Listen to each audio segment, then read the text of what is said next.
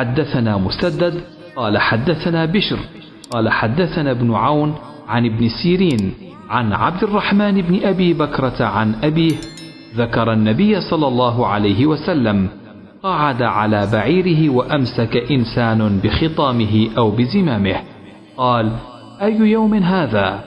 فسكتنا حتى ظننا أنه سيسميه سوى اسمه. قال: أليس يوم النحر؟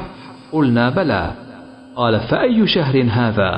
فسكتنا حتى ظننا أنه سيسميه بغير اسمه. قال: أليس بذي الحجة؟ قلنا: بلى. قال: فإن دماءكم وأموالكم وأعراضكم بينكم حرام كحرمة يومكم هذا في شهركم هذا في بلدكم هذا، ليبلغ الشاهد الغائب، فإن الشاهد عسى أن يبلغ من هو أوعى له منه. باب حضرت رسول کریم صلی اللہ علیہ وسلم کے ارشاد کی تفصیل میں کہ بسا اوقات وہ شخص جسے حدیث پہنچائی جائے سننے والے سے حدیث کو زیادہ یاد رکھ لیتا ہے۔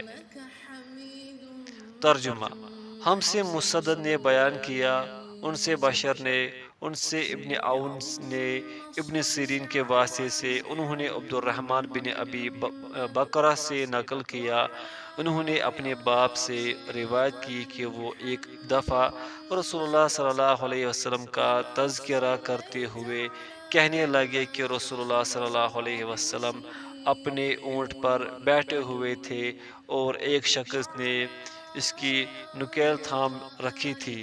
آپ صلی اللہ علیہ وسلم نے پوچھا: آج یہ کون سا دن ہے؟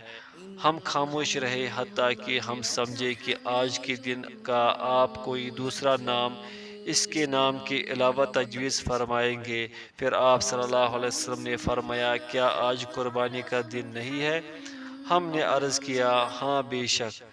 اس کے بعد آپ صلی اللہ علیہ وسلم نے فرمایا: یہ کون سا مہینہ ہے؟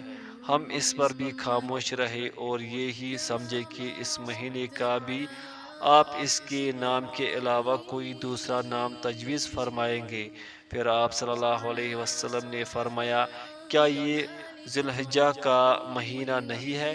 ہم نے عرض کیا: بے شک۔ آپ صلی اللہ علیہ وسلم نے فرمایا: تو یقیناً تمہاری جانیں اور تمہارے مال اور تمہاری آبرو تمہارے درمیان اسی طرح حرام ہے جس طرح آج کے دن کی حرمت تمہارے اس مہینے اور اس شہر میں ہے۔